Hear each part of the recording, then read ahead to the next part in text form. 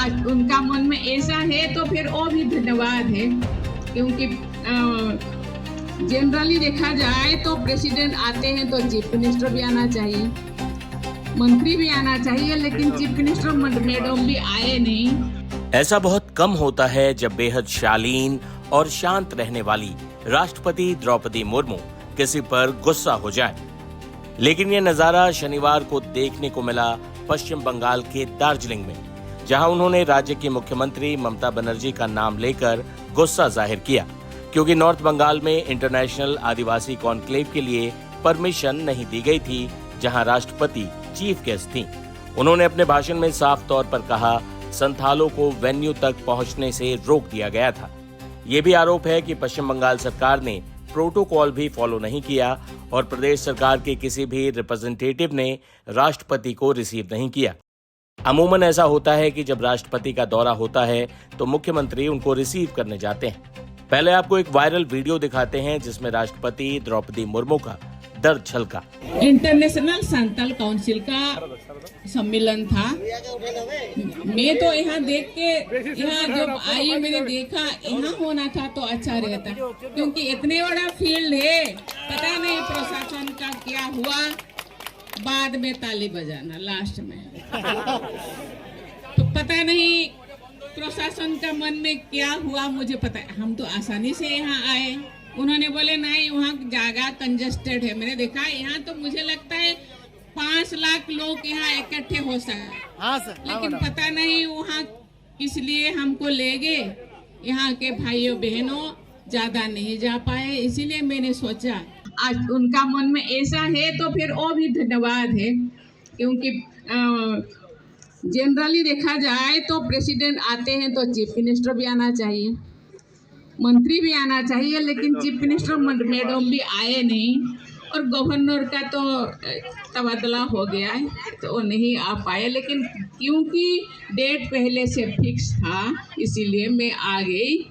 लेकिन कोई भी बात नहीं, मैं आप लोगों को बहुत बहुत धन्यवाद देना चाहती हूँ। 2 मिनट में आप इतने लोग, हजारों लोग यहाँ उपस्थित हुए, आपको बहुत बहुत धन्यवाद देना चाहती हूँ। ये नॉन आदिवासी हिंदी, बांग्ला, गोरखा सब लोग मिलजुल कर रहे, ये सबका देश है। राष्ट्रपति द्रौपदी मुर्मू ने दार्जिलिंग में ममता बनर्जी पर नाराजगी जताई, क्योंकि इंटरनेशनल आदिवासी कॉन्क्लेव के लिए परमिशन नहीं दी गई थी। उन्होंने संथाल समुदाय के योगदान और भाषा के महत्व पर जोर दिया। राष्ट्रपति ने कहा कि साल 2003 को संथाल समुदाय के इतिहास में हमेशा याद रखा जाएगा। उस साल संथाल भाषा को भारत के संविधान की 8वीं अनुसूची में शामिल किया गया था। इसके लिए उन्होंने पूर्व प्रधानमंत्री अटल बिहारी वाजपेयी को धन्यवाद भी दिया। सभी को नमस्कार, जोहार। इंटरनेशनल संथाल काउंसिल के कॉन्फ्रेंस में आप सबके बीच आकर मुझे अपनेपन का एहसास हो रहा है। मुझे गर्व है, मैं संथाली समुदाय में जन्मी भारत माता की बेटी हूँ। संथाल समुदाय के लोगों की परंपराओं और सामूहिक चेतना के संरक्षण और संवर्धन में international Santhal council, all India Santhali association तथा आदिवासी समाज से जुड़े सामाजिक और सांस्कृतिक संस्थानों की महत्वपूर्ण भूमिका रही है।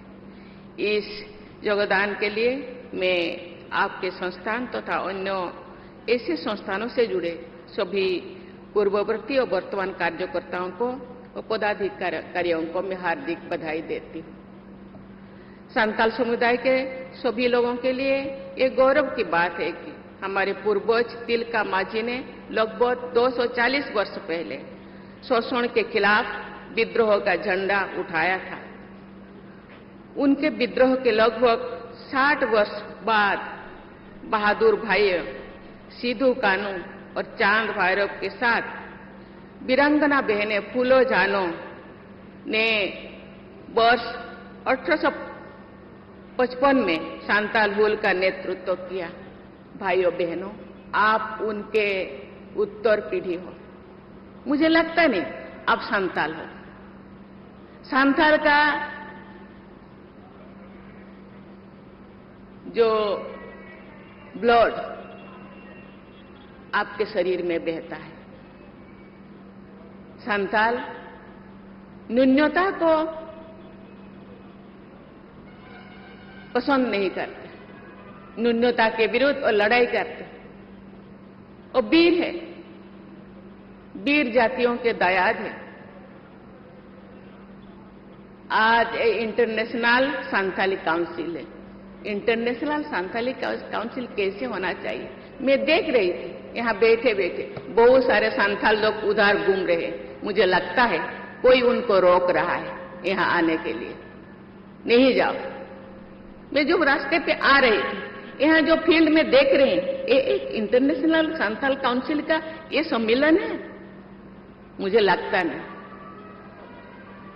कोई चाहते नहीं कि संथाल एकजुट हो, कोई चाहते नहीं संथाल आगे बढ़े, कोई चाहते नहीं कि संथाल शिक्षित हो, कोई चाहते नहीं कि संथाल मजबूत हो। लेकिन मैं जानती हूं कि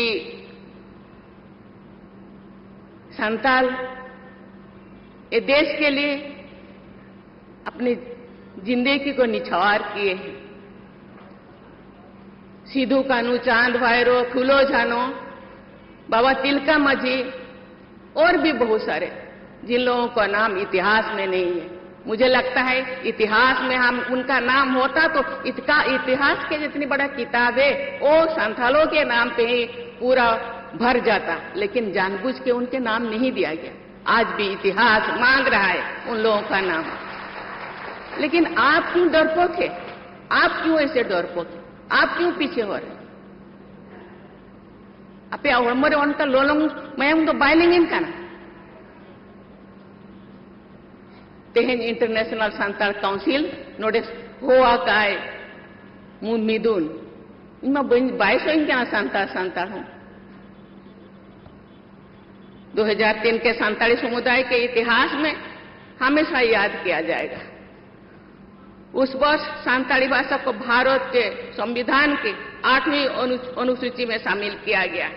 मुझे इस बात का गर्व है, संथाली भाषा को संविधान में स्थान दिलाने के लिए बहुत सारे संस्थाएं मांग किए थे, आंदोलन किए थे, प्रशासन किए थे। मैं भी थोड़ा उनमें से एक हूं। तत्कालीन प्रधानमंत्री श्रद्धेय श्री अटल बिहारी वाजपेयी जी ने मुझे बहुत प्रोत्साहित किया और 2003 में संविधान के 8वीं परिषद में उसको शामिल किया गया। उनके कार्यकाल में संथाली भाषा का समुचित संवैधानिक गौरव प्राप्त हुआ। मैं समस्त संथाली समुदाय की ओर से श्रद्धेय अटल बिहारी वाजपेयी की स्मृति को नमन करती हूं। पिछले वर्ष उनकी जन्म जयंती के शुभ अवसर पर मुझे ओलचिकी लिपि में लिखित संथाली भाषा में भारत की संविधान का लोकार्पण करने का अवसर मिला। मुझे विश्वास है कि संथाली लोग अपनी मातृभाषा एवं लिपि में लिखे नए संविधान को पूरी तरह जान सकेंगे और वहां लिखा गया अनुच्छेद को पहचान सकेंगे और उसी हिसाब से अपना जीवन शैली को वो बना सकेंगे।